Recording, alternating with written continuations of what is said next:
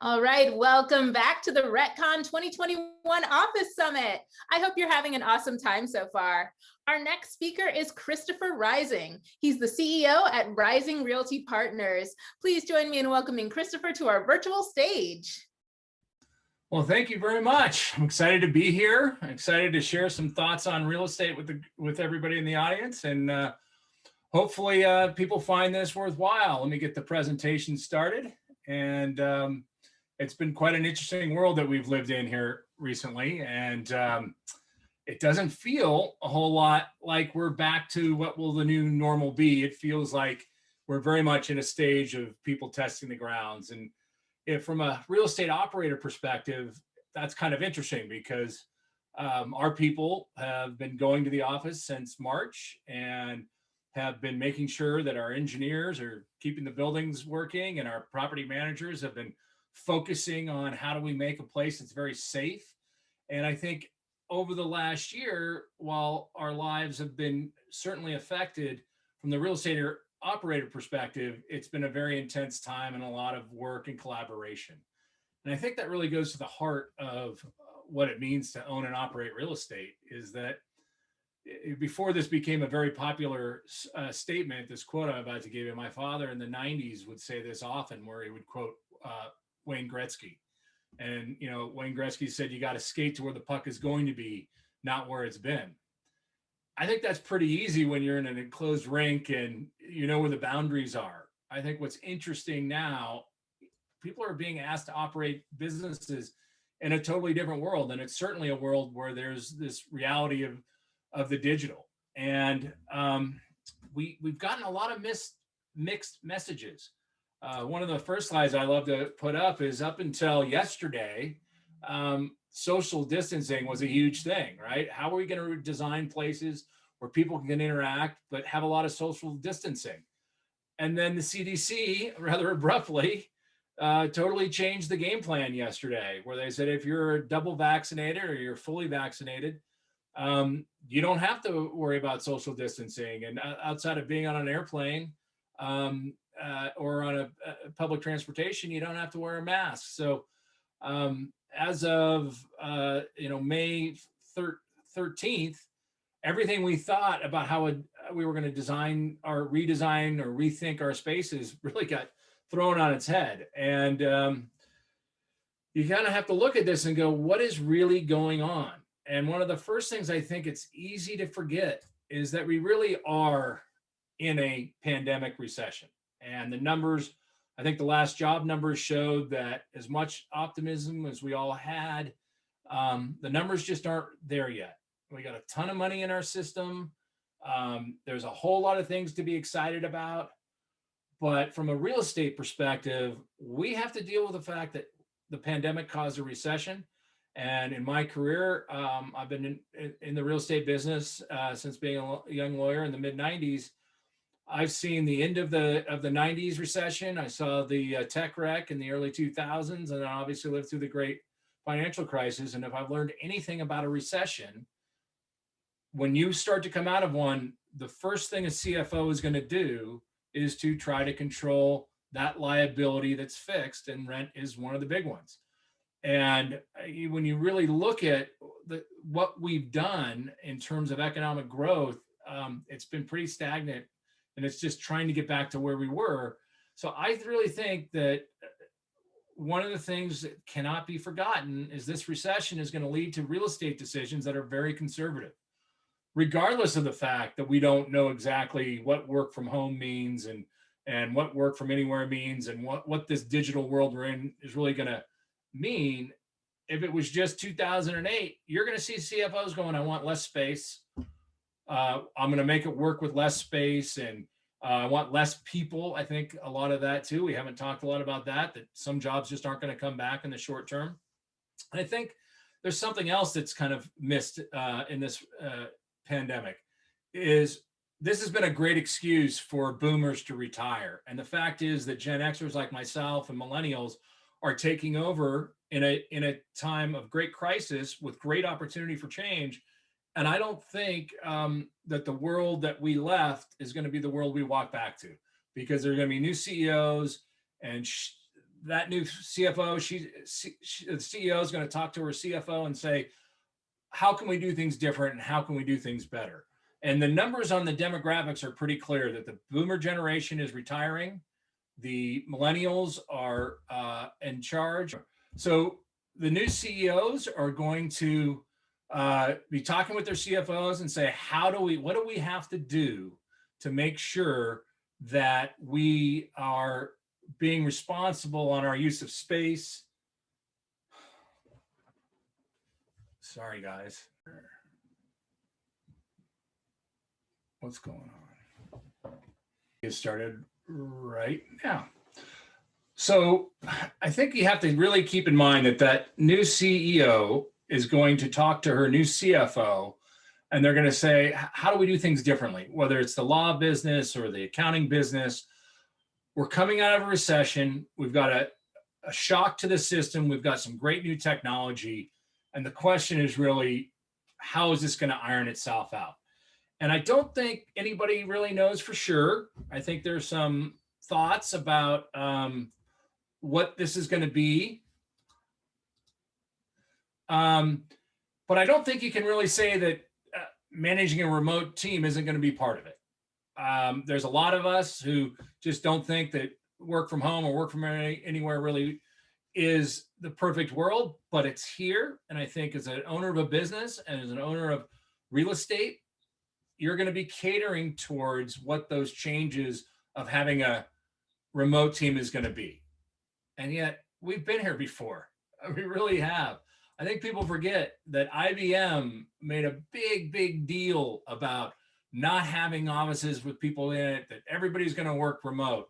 And after about 8 years, they said, this doesn't work. Remote all the time doesn't work. I also think there's just some businesses that probably should have always been remote.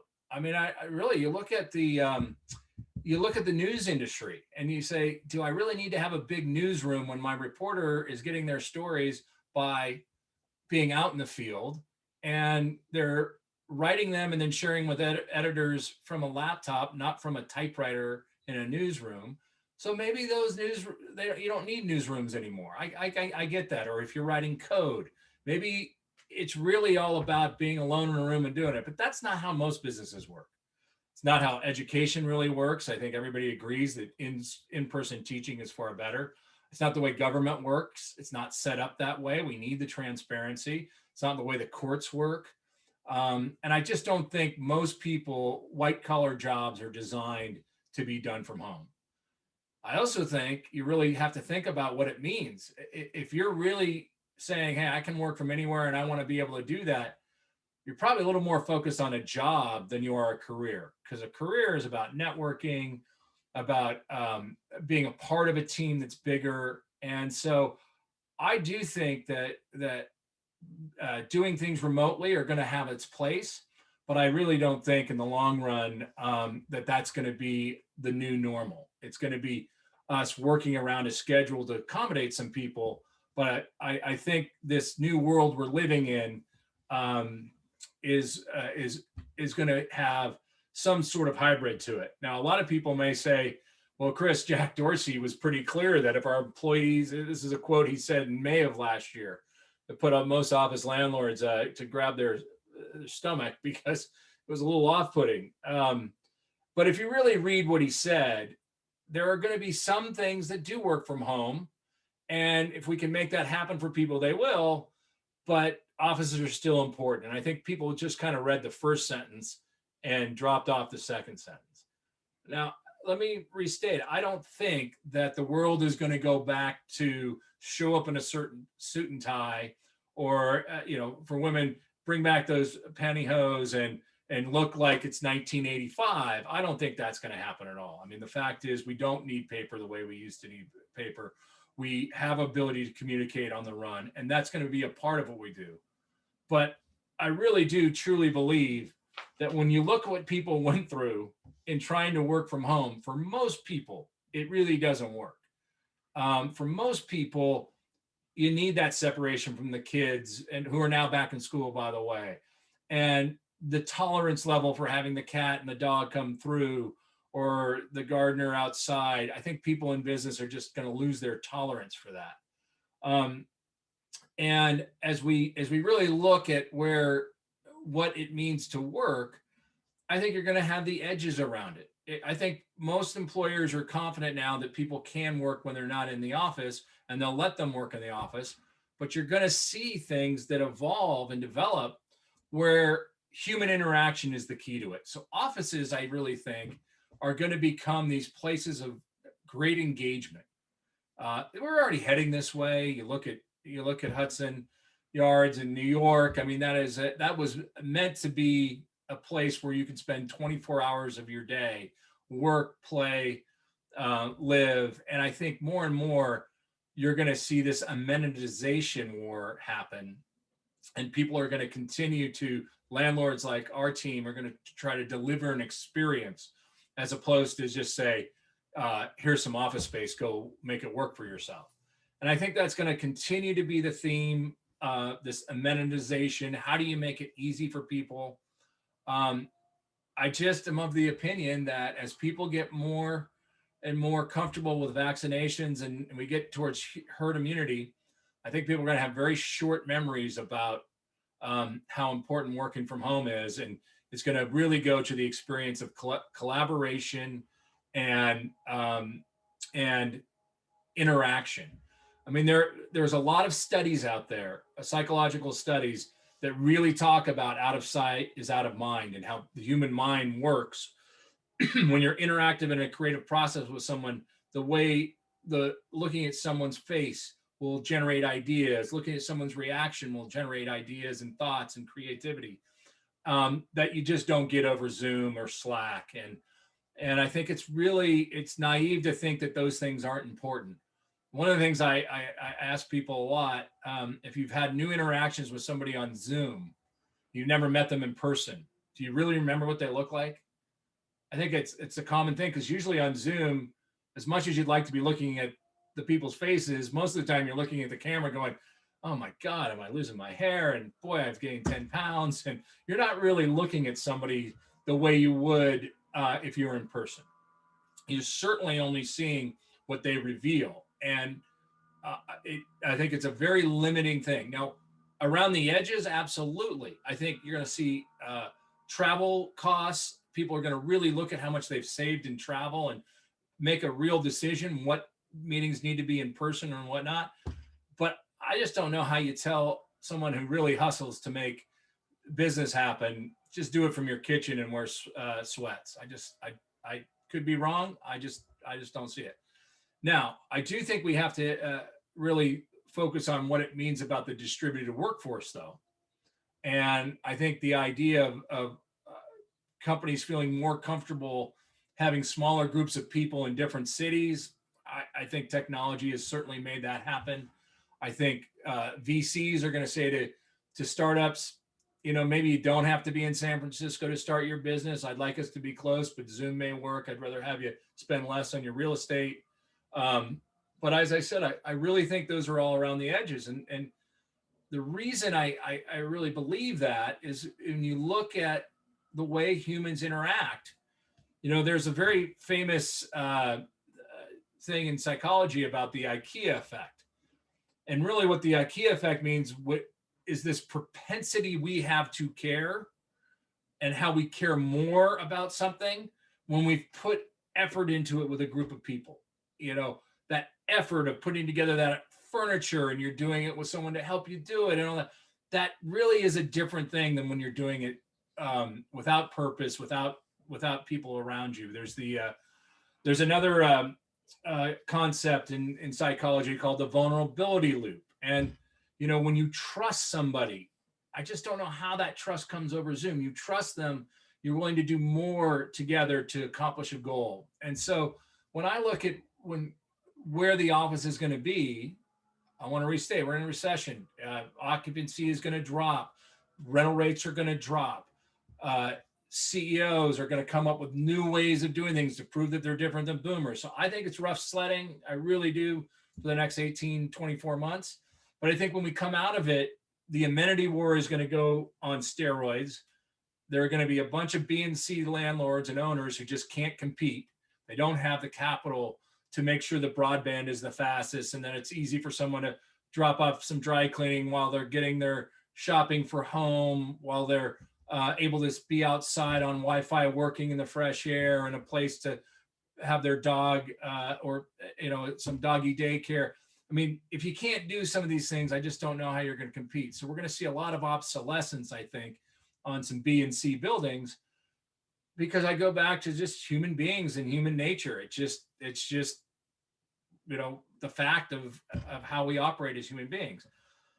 There's a lot of talk about this hybrid workforce, and I find it interesting. I find it interesting that there's a lot of talk that when we come back, it's going to be hybrid, and we'll just work Tuesday, Wednesday, Thursday in the office. I'm going to take Monday and Friday and work from home. I just don't know how employers are going to feel comfortable that somehow out of the pandemic, we've taken 2 work days out of the work week.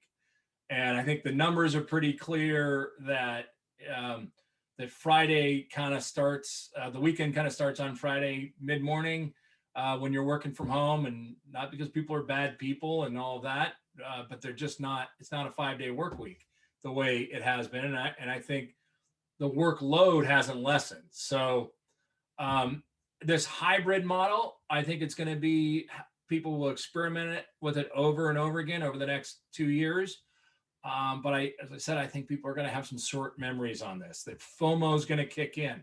When you're a young person and somebody who was in the office more than you gets the promotion, you're going to go, well, maybe I need to be in the office. If you're raising money, the fact that somebody else raised it because they had an in-person dinner and everybody had fun and there was a trust that was developed, and the other person is trying to do it on Zoom, I just don't see how it works. Now, I know a lot of the private equity people are like, I raised $2 billion during COVID.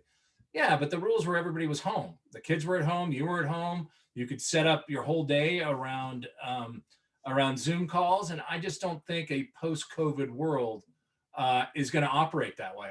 I don't see it. But I do think there's going to be a lot of testing, and how are we going to do things? People are going to test ideas. And that takes me back to my comment about this changing of the guard of generations. And it's just very clear that a mindset of a boomer and how you operate is aging itself out. And when you look at where the generations are, and you look at the amount of bursts and the size of it, it's clear that technology, I grew up, really came of age during the 70s with Atari and Pong. I remember we got Pong. I played it incessantly, and my dad often jokes that when I was at Duke, I was really majoring in Nintendo, not in history and political science. When I went to law school, I was majoring in Sega. I mean, I grew up on video games and computers and the Apple II. The way I work is different than the way my father's generation worked. I mean, I don't use paper. So I'm a Gen Xer. Think about millennials. Think about Gen Z. That's going to affect how we work. I have no doubt about it. But I do think that the common denominator is the human interaction isn't going away. It just isn't. It's part of what makes us human beings, part of what makes us different than other species. And it just to think, because COVID hit and people stayed at home and everyone was at home, and now that's how life is always going to be, I just don't buy it. I think the challenge is, how do you in this digital world mix the not in the office and in the office? And I think a lot of companies have made some big strides. We went to paperless in 2012. When we started this company, Rising Realty Partners, we were just of the opinion, no paper, let's start it that way. If, one of the companies I look to and admire is Heinz. And my dad and I got in a room when we started the company and said, if Gerald Heinz was starting Heinz in 2011, I bet you he would say, we're not going to use paper. And I think what we had done early on was we found a task management system. We used G Suite. And I think there's all these tools that people are now comfortable with that are going to be implemented and supplement what we do. But at the end of the day, you're going to have a 15 comment section back and forth on Asana or Microsoft Teams. Sometimes, and most times, it's just better to be in the same room and work things out and talk about them. And I think people are going to default back to that quite often. So, we're sitting here and we're talking about what's next. I want to tell you, I am the first to say I don't have a crystal ball. I have my life experience. I have how our team has worked together. When things starting to loosen up in California, we said to people in our company, hey, it's optional. We have a bunch of rules about wearing a mask and how you're going to in and out, go in and out of the office space. But people started to come back, and that's what they did. And on our team, I would say we're now at about 80% to 90% of the people are back pretty much full time. And I think that's just where we're headed, is that for most days of the week, people are going to be in the office. And I don't see anything substantive that's going to change that. Now, there's a few big companies that have said, we're going to stick with this, and it'll be interesting to see what happens. I go back to the IBM example, that after a few years of trying it, it just didn't work for everyone. And the quote I've seen that I like best about this is one that comes from Jamie Dimon. And I just think it's true. Working from home doesn't work for those people who want to hustle. It doesn't work for a spontaneous idea generation. It doesn't work for culture.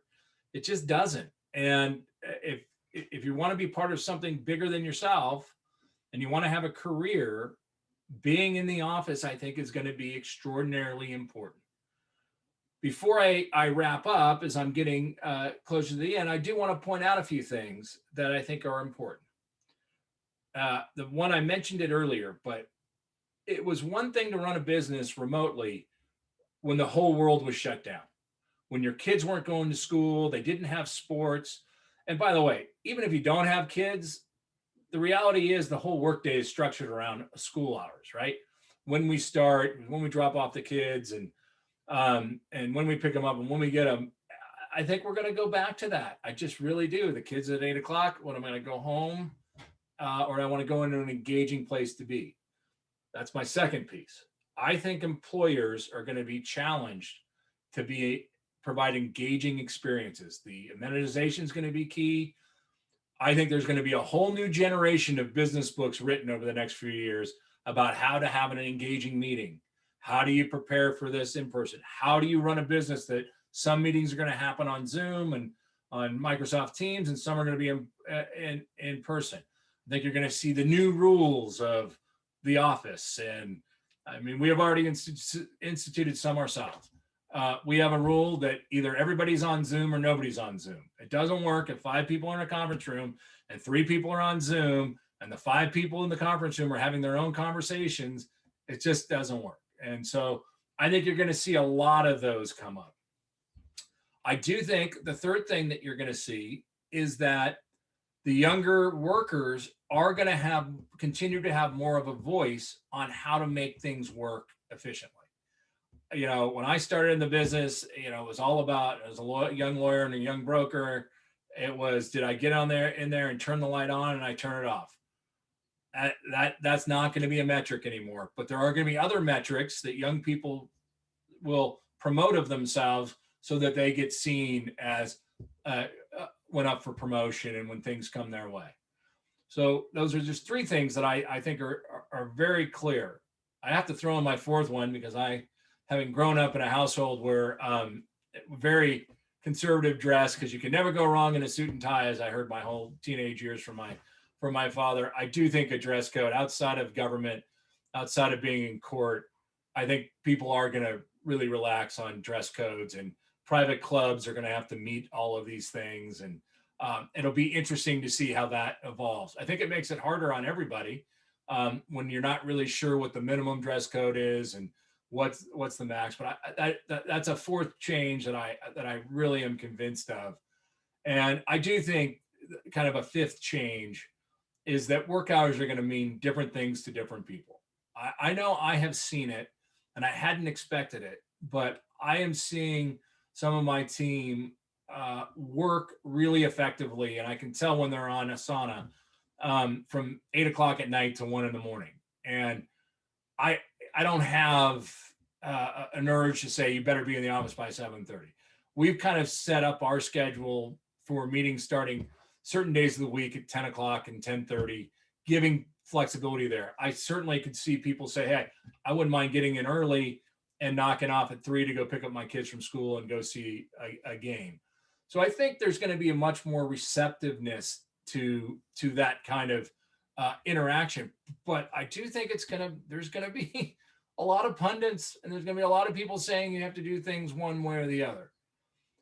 Just to bring it all back around, what's going to make it work and what's going to get people excited to come to the office, number one, they have to feel safe.